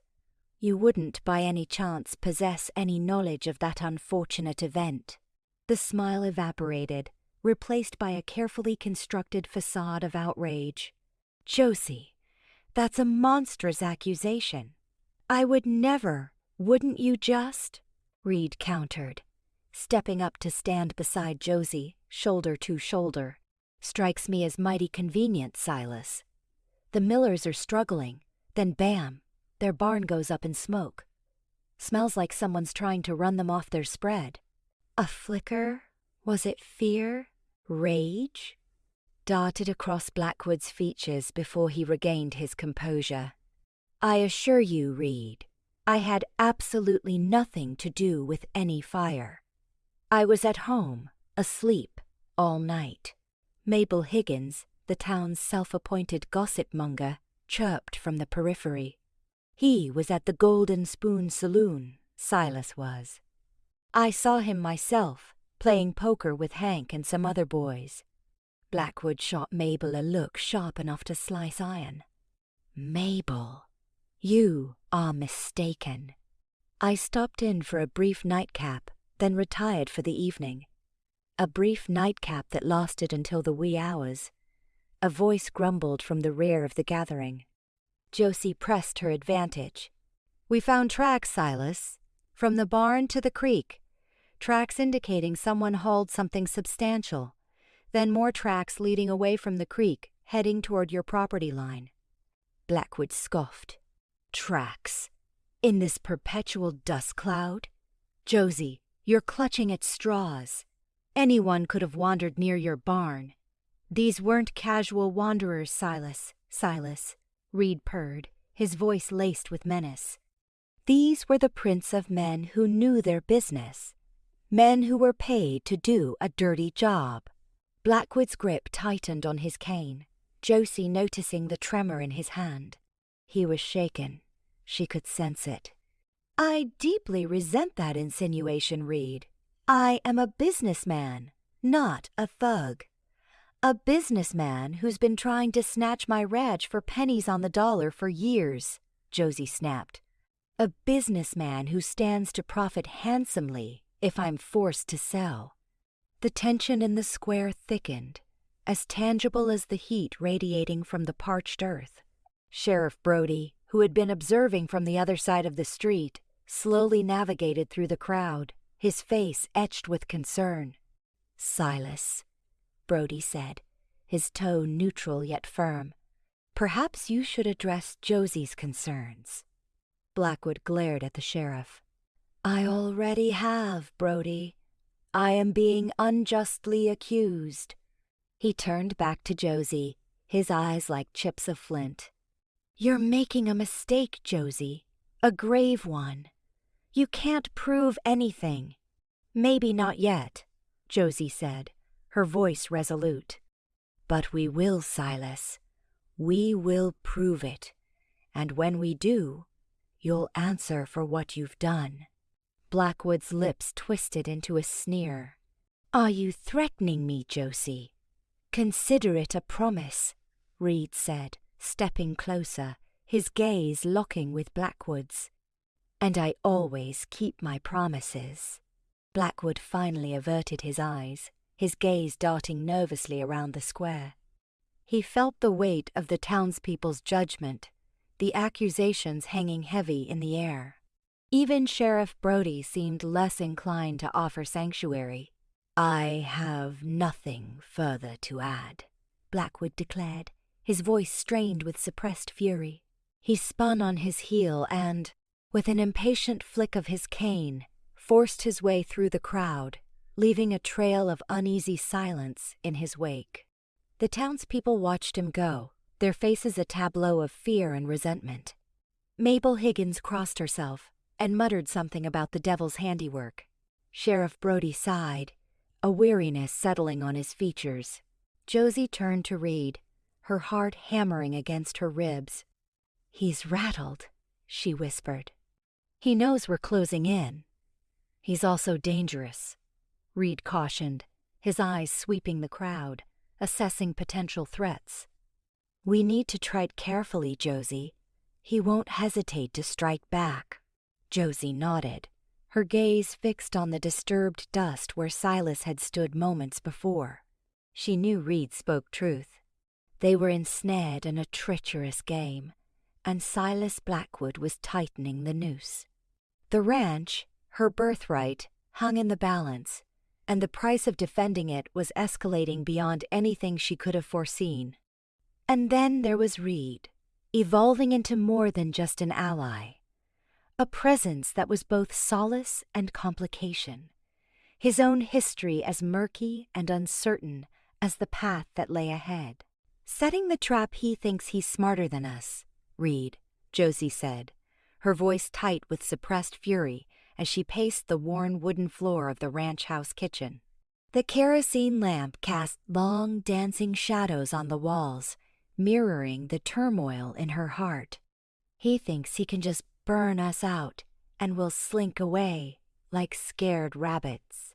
Reed leaned back in his chair, the lamplight catching the sharp angles of his face. He watched her, his expression unreadable, a stillness about him that belied the coiled energy beneath. He's arrogant, that's for sure, but arrogance can be a weakness. Then we use it against him, Josie declared, stopping in front of him. We set a trap. He raised an eyebrow. And what kind of trap do you have in mind, Mrs. Tucker? The subtle emphasis on her new name sent a shiver down her spine, a reminder of the complicated arrangement they'd made. Josie unfolded her plan, laying it out piece by piece. They would make it look like they were giving up, scaling back their operations, leaving the ranch vulnerable. Then they would wait. He won't be able to resist, she finished, her eyes gleaming with determination. He'll think he's finally won. Reed considered her proposal, his gaze sweeping over the details she presented. It's risky. We'll be exposed if he comes with enough men. We'll have Eli, Josie countered, referring to their most trusted ranch hand. He's loyal, and he knows this land better than anyone. All right, Reed conceded, pushing himself to his feet. Let's set the stage. The following day was a flurry of carefully orchestrated activity. They moved some of the cattle to a neighbor's pasture, leaving only a small herd grazing near the barn. They boarded up a few of the windows in the ranch house, creating the illusion of abandonment. Josie even made a point of looking distraught whenever she encountered anyone in town, letting the rumors of their impending defeat spread like wildfire.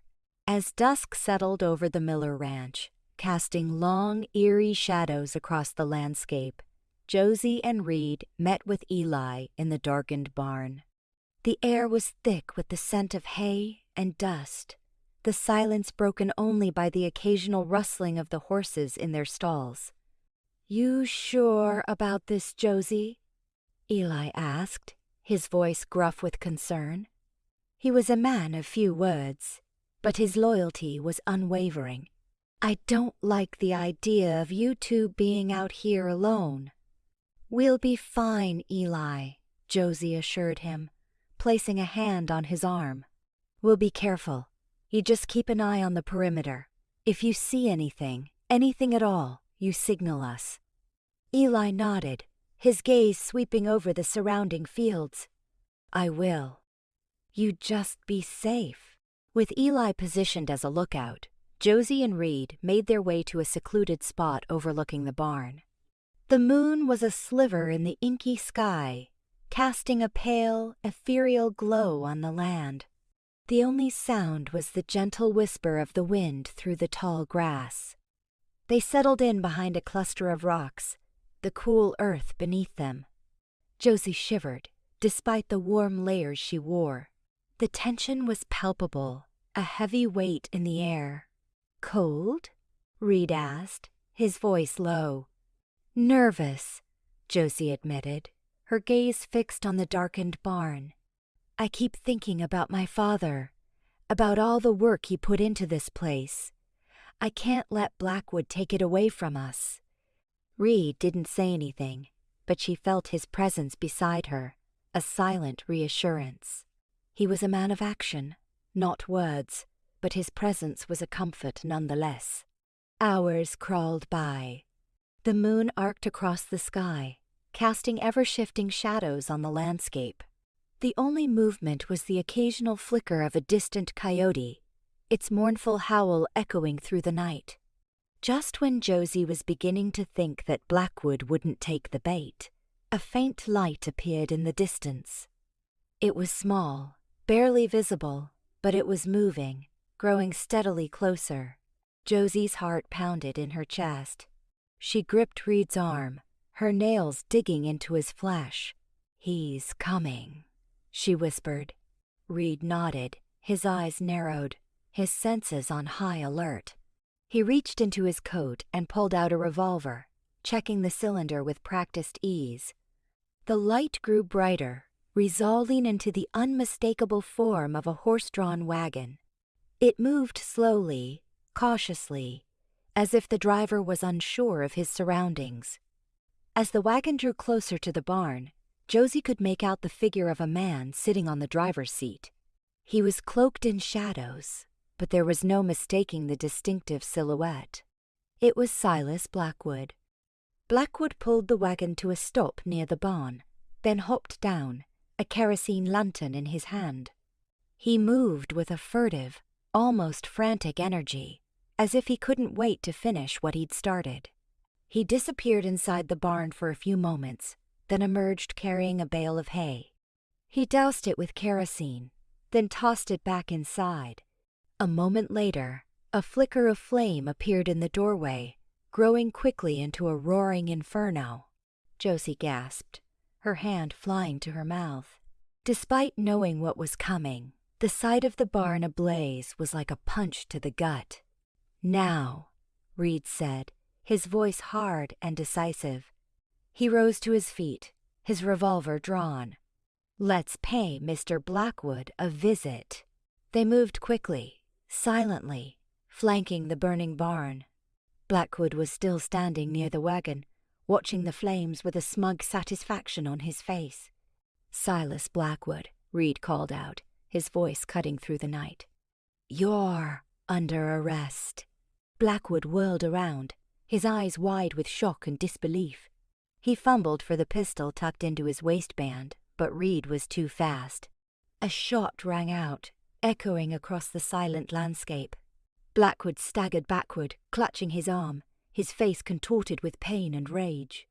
"You can't prove anything," he snarled, his voice dripping with venom. "This is my land now. You're trespassing."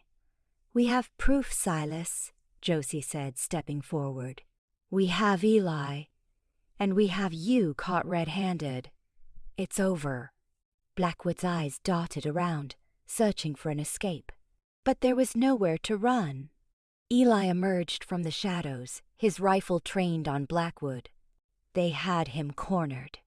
As the flames from the burning barn danced higher, casting an eerie glow on the scene, Josie knew that they had finally won. They had risked everything, but they had managed to outsmart Silas Blackwood and protect their home. But looking at Reed, she knew that this was just the beginning. The midnight deal was done, but the dawn was bringing a new challenge. Ranch under siege, the pre-dawn air hung heavy with the smell of burnt wood and damp earth, a grim reminder of Silas's handiwork. Josie stood on the porch, the shotgun feeling alien but necessary in her hands. Reed was already out by the corral, checking the horses, his movements fluid and watchful. The uneasy quiet was a taut wire stretched to its breaking point. Suddenly, the stillness shattered. A volley of gunfire ripped through the air, splintering wood from the porch railing beside Josie. "They're here!" she yelled, adrenaline spiking. Reed reacted instantly, diving behind the sturdy oak corral fence, returning fire with his rifle. Josie scrambled back inside, grabbing the rifle her father had left her, its weight a familiar comfort. Peeking through a window, she saw them 6 men, faces obscured by bandanas, charging towards the house on horseback, guns blazing. Hank, the brute she'd seen working for Silas, was in the lead, his face contorted in a savage grin. "Stay low," Reed shouted, his voice barely audible over the gunfire. He was systematically picking off the riders, forcing them to take cover behind rocks and scrub. But they were relentless, their numbers overwhelming. Josie positioned herself by the window, taking aim. Her hands trembled, but her resolve was firm. This was her land, her home, and she wouldn't let them take it without a fight. She squeezed the trigger, the rifle bucking against her shoulder. One of the riders yelped, clutching his arm, and tumbled from his horse. The attack intensified. Bullets whizzed past, shattering windows and tearing holes in the walls. The air filled with the acrid smell of gunpowder and the terrified whinnies of the horses. Josie felt a sharp sting on her cheek as a bullet grazed her skin. "Josie, get down!"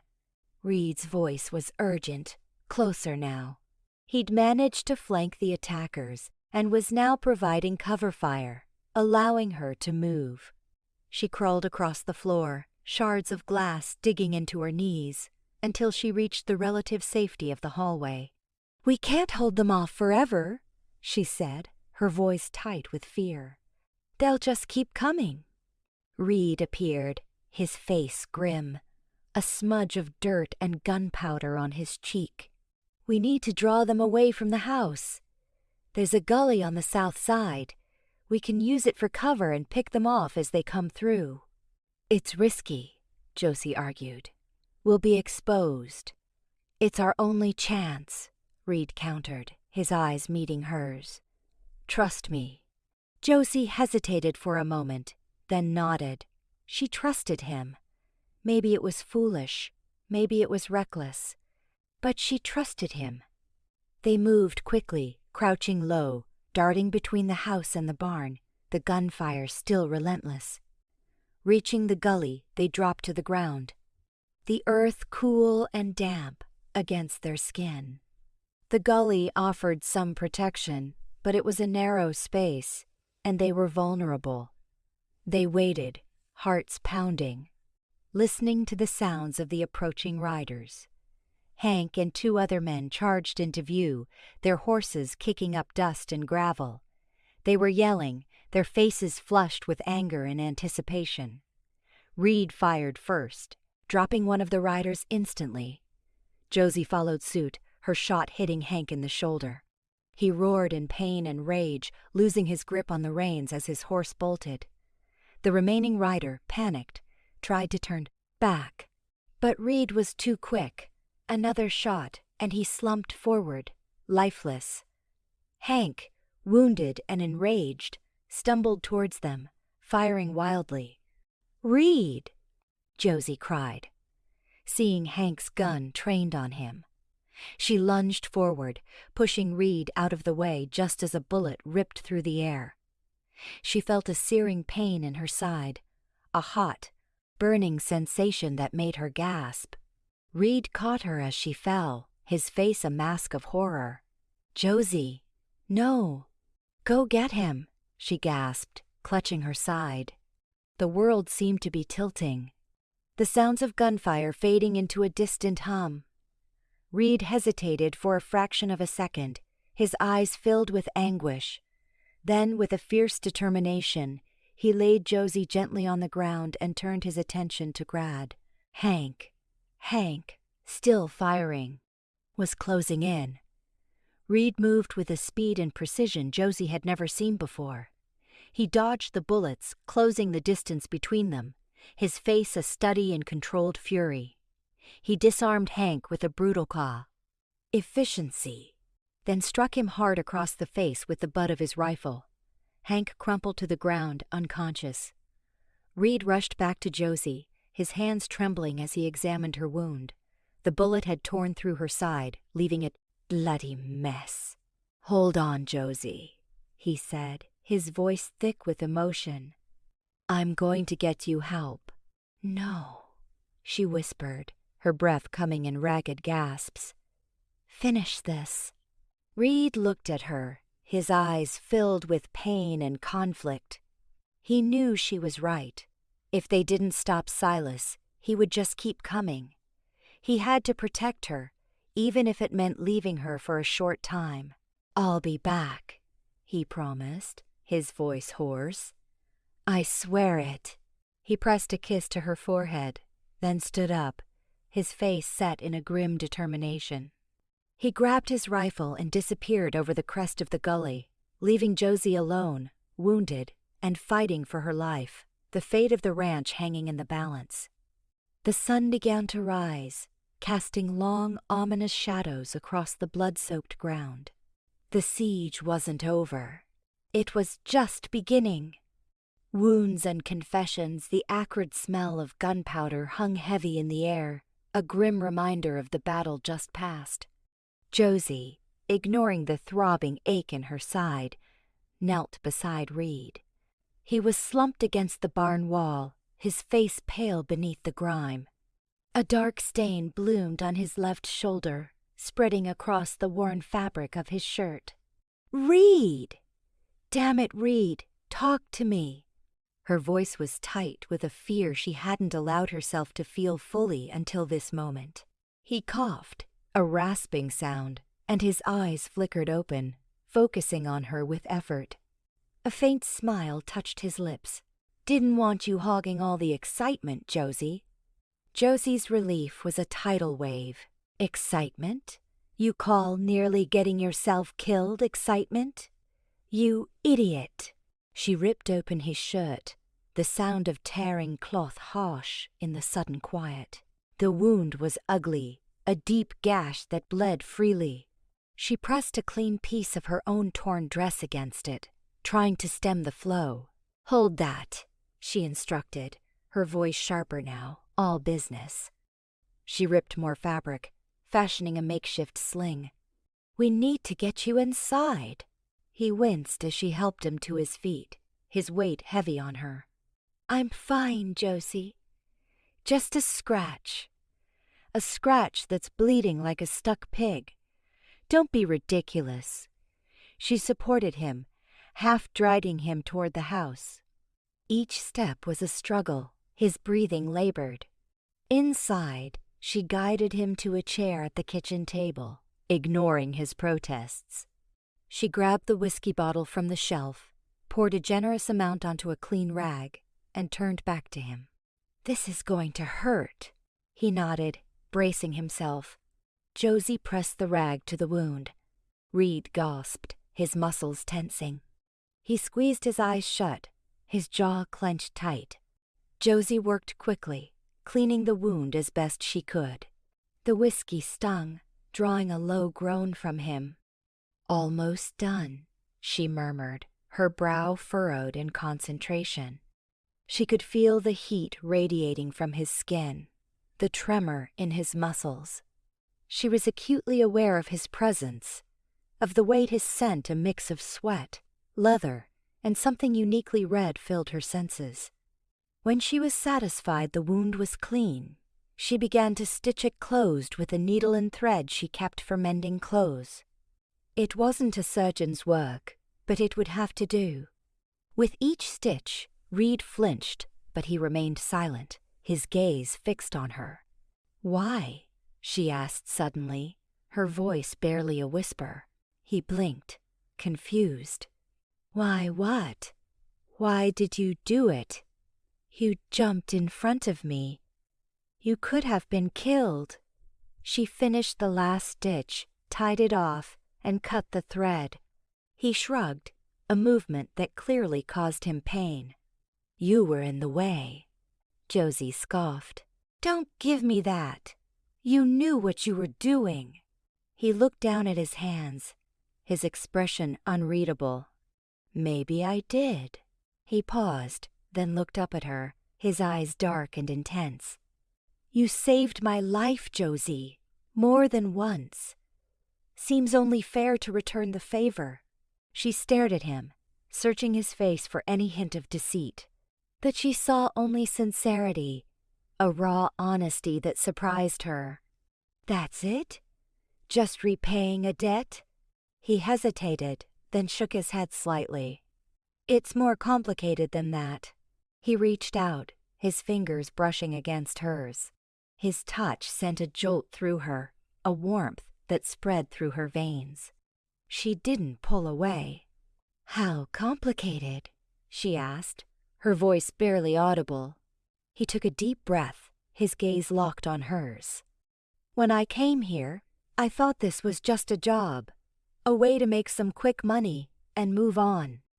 The dight's not just a job anymore, Josie." He paused, searching for the right words. "I never planned on caring. About you. About this place." Josie's heart pounded in her chest. She knew she should say something, deny it, tell him it was just the adrenaline talking. But she couldn't. The truth was, she felt it too. This connection, this pull between them. It was undeniable. "Reader," she began, but he cut her off. "Don't say anything," he said, his voice low and urgent. "Just to let me say this. I know I'm not the kind of man you deserve. I've done things I'm not proud of. Things that would probably scare you away if you knew the whole story." Josie's hand tightened on his. "I'm not easily scared." He gave a wry smile. "Maybe not. But this is different. This is me, the real me, and it's not pretty. Everyone has a past, Reed. It's what we do with it that matters." She met his gaze, her eyes filled with a mixture of hope and fear. "I'm not asking you to be perfect. I'm just asking you to be honest." He took another deep breath, his hand turning in hers, his fingers lacing with hers. "Okay," he said softly. "Okay, I can do that." He paused, then continued, his voice thick with emotion. "And, Josie, about this marriage, this arrangement, it's not just a business deal for me anymore either."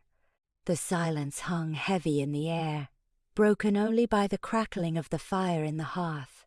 Josie's heart was racing, her mind reeling. She had known, deep down, that her feelings for Reed had grown beyond simple gratitude or attraction. But to hear him say it, to have him acknowledge the connection between them, it was almost too much to bear. "I think I'm falling in love with you, Reed Tucker," she confessed, the words tumbling out before she could stop them. The admission felt like a weight lifted from her chest, a burden she had been carrying for too long. His eyes widened, surprise evident in his expression. Then a slow smile spread across his face, a genuine, heartfelt smile that transformed his features. "Well, Josie Miller," he said, his voice husky with emotion, "I reckon I'm falling in love with you, too." A cool draft kissed Josie's skin as she hurried toward the ranch house. Above, the twilight sky blazed with vermilion and violet, a dramatic backdrop to the anxiety knotting her stomach. Reed's declaration still vibrated within her, a hopeful promise shadowed by the grim truths of his history. She pressed on, longing for the sanctuary of his nearness. A crackle in the undergrowth startled her. She froze, her fingers tightening around the small pistol she now kept secured at her waist. "Is anyone there?" she whispered, her voice lost to the chorus of crickets. Only silence answered. Then a shape detached itself from the gloom. A harsh hand stifled her cry, its pressure suffocating. Another arm cinched around her, dragging her into the dense foliage. The cloying stench of cheap liquor and scorched leather assaulted her senses. Panic seized her. She fought with desperate ferocity, but her struggles were useless against her attacker's superior strength. Through the haze of terror, a flash of silver caught her eye, a familiar belt buckle. Silas Blackwood. He stank of smoke, a lingering reminder of the barn's near demise. His left arm was swathed in bandages, a souvenir of Reed's marksmanship. "Be quiet, Josie," he growled, his voice a low threat near her ear. "Or things will get unpleasant." The ground tilted as she was hoisted onto horseback, Silas settling heavily behind her, his grip constricting. The animal surged forward, ripping through the underbrush, branches clawing at her skin. Her pulse hammered a frantic tattoo against her ribs, a counterpoint to the rising wave of dread. Back at the ranch, Reed leaned against the porch post, a cigarette smoldering between his fingers. The air carried the sharp scent of pine, mingled with a delicate trace of Josie's lavender soap, an aroma that had somehow infused itself into his very soul. He watched the sunset fade, the vibrant hues mocking the darkness he carried within. He dared to hope, perhaps foolishly, that he could escape his past, that Josie, with her unwavering faith, could be his salvation. But a disquieting chill settled over him. Josie should have returned. She'd only gone to inspect the north fence. He flicked the cigarette to the ground, grinding it beneath his boot. Something was amiss. He moved with purpose toward the barn, his hand instinctively finding the grip of his Colt Peacemaker. "Josie!" His call echoed in the encroaching night, answered only by the rustle of leaves. He discovered her mare, loosely tethered to a tree near the trail, the saddle lopsided. A knot of dread tightened in his gut. He scrutinized the ground, his senses honed to detect any disruption. a snapped twig, a dragged footprint in the dirt, and then a faint whiff of Silas Blackwood's noxious aftershave.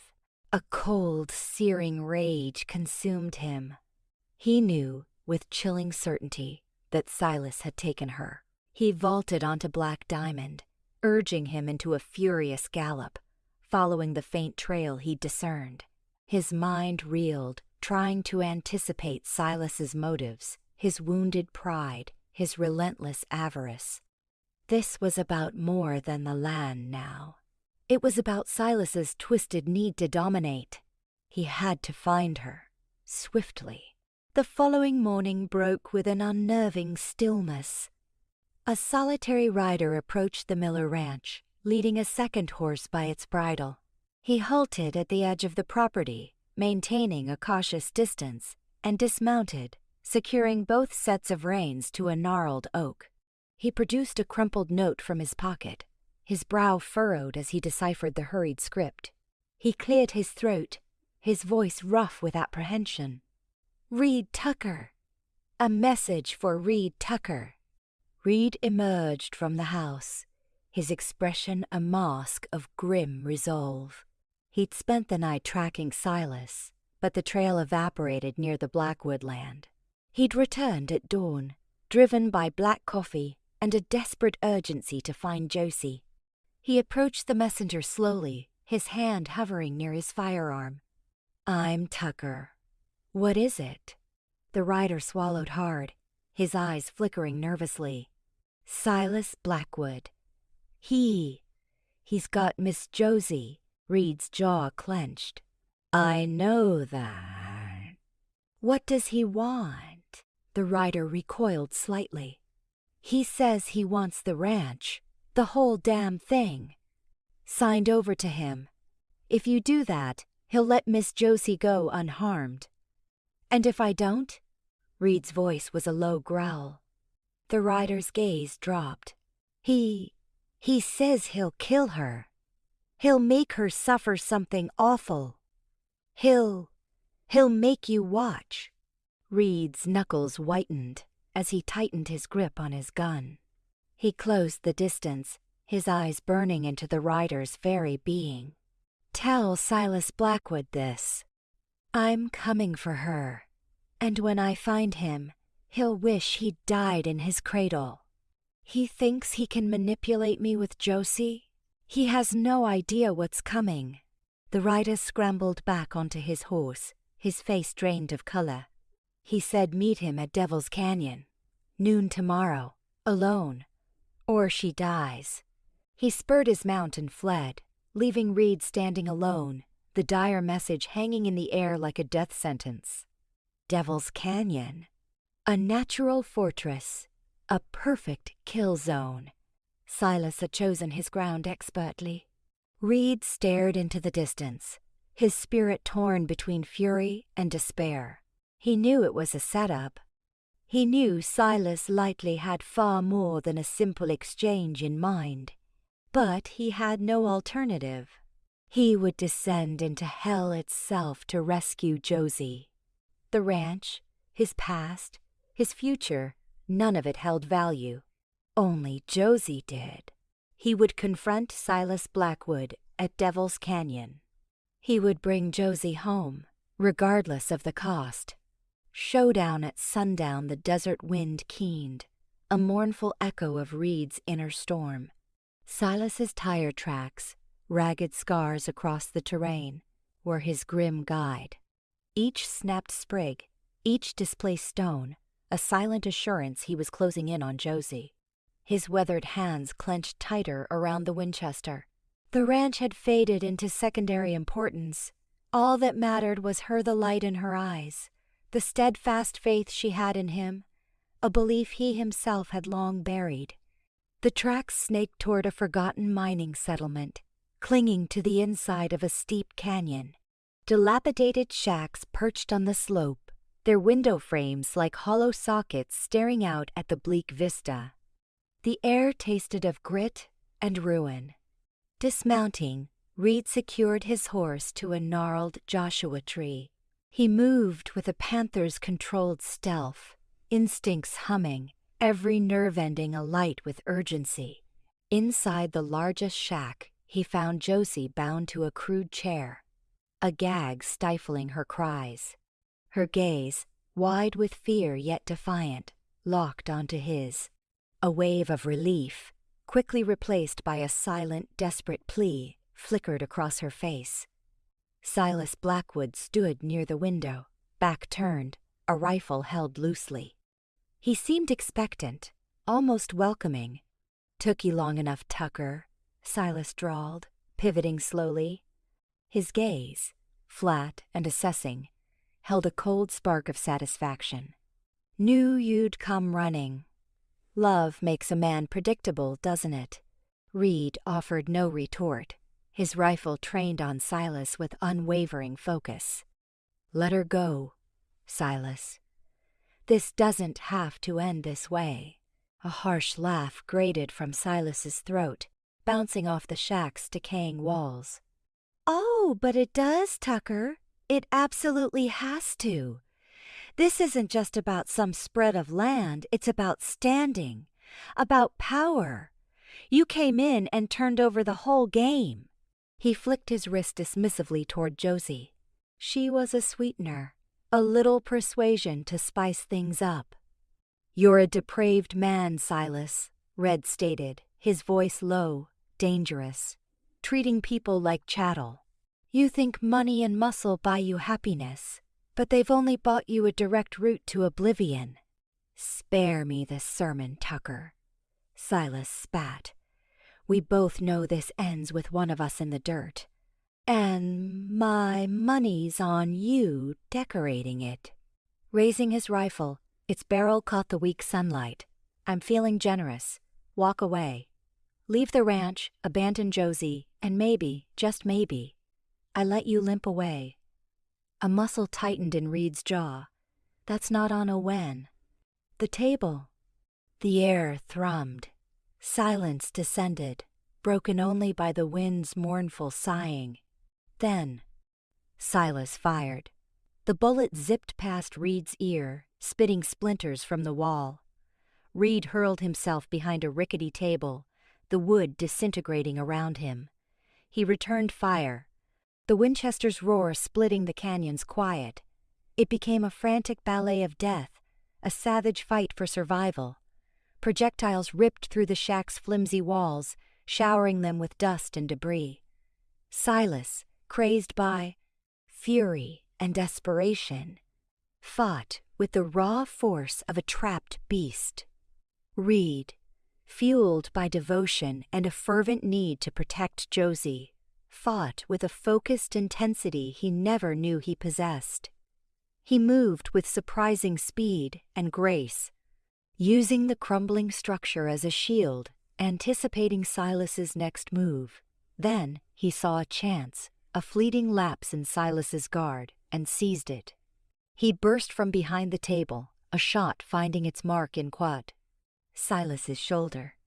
Silas roared, dropping his weapon, clutching at the wound, his features twisted in agony. You haven't won," he gasped, his voice ragged. "This territory, this whole place belongs to me." Reed ignored him, swiftly reaching Josie, his hands shaking as he worked at the ropes binding her. "Are you hurt?" His voice was thick with concern. Josie shook her head, her eyes searching his. "I'm all right. Just get me out of here." He helped her stand, never taking his eyes from Silas. As they reached the doorway, Silas lunged, a small derringer materializing in his hand. Before he could fire, Reed kicked the weapon away, sending it clattering across the floor, then delivered a powerful blow to Silas's jaw, sending him reeling. "It's done, Silas," Red said, his voice flat, devoid of all feeling. "It's finally done." The distant wail of sirens sliced through the air. Sheriff Brody and his deputies arrived, weapons drawn. They quickly subdued Silas, dragging him away, his shouts fading into the distance. Sheriff Brody approached Reed, his face a mask of grim understanding. Reed should have known Blackwood wouldn't quit, glad. "You and Josie are unharmed." He glanced at the deputies hauling Silas toward the patrol car. He'll have plenty of time to reconsider his life choices behind bars. Reed watched Silas's departure, relief flooding through him. The ordeal was finally over. Turning to Josie, he cupped her face in his hands. "I said I'd find you." Josie smiled, tears tracing paths down her cheeks. "I never doubted it." They stood for a moment, outlined against the sinking sun, the silence only disturbed by the gentle rustle of the wind. Then they embraced, holding each other close, their love a warm blaze in the stark landscape. The land, the ranch, remained. But what truly mattered was they had each other. They had faced death and emerged unbroken, their bond strengthened in the crucible of adversity. As they walked toward Reed's horse, hand in hand, Josie cast one last look at the camp, a shudder passing through her. "I never want to see this place again." Reed tightened his grip on her hand. "You won't have to. We're going home." They rode back toward the ranch as twilight painted the sky, the first stars appearing in the dusk. The Miller Ranch, bathed in the soft glow of the rising moon, looked like a refuge of peace and serenity. The future held no guarantees, but they would meet it together, their love a bedrock on which to build their lives. They had fought for their home, for their love, and prevailed. Reaching the porch, Reed paused, turning to Josie, his eyes brimming with a love that eclipsed all words. "Josie," he began, his voice thick with emotion. I can't foresee what's coming, but I know I want to face it by your side. I love you, Josie Miller, more than anything that exists." Josie smiled, her heart overflowing with tenderness. "I love you too, Reed Tucker," she said, her voice trembling. "More than words can convey." They kissed, their lips meeting in a soft, soul-deep promise, cementing their love, their future, their shared destiny. The ranch was secure, Silas vanquished, and they were together. As they stepped inside, hand in hand, a new chapter was just beginning. The cowboy had found his bride, and united, they would face whatever challenges lay ahead, their love a guiding star in the darkness.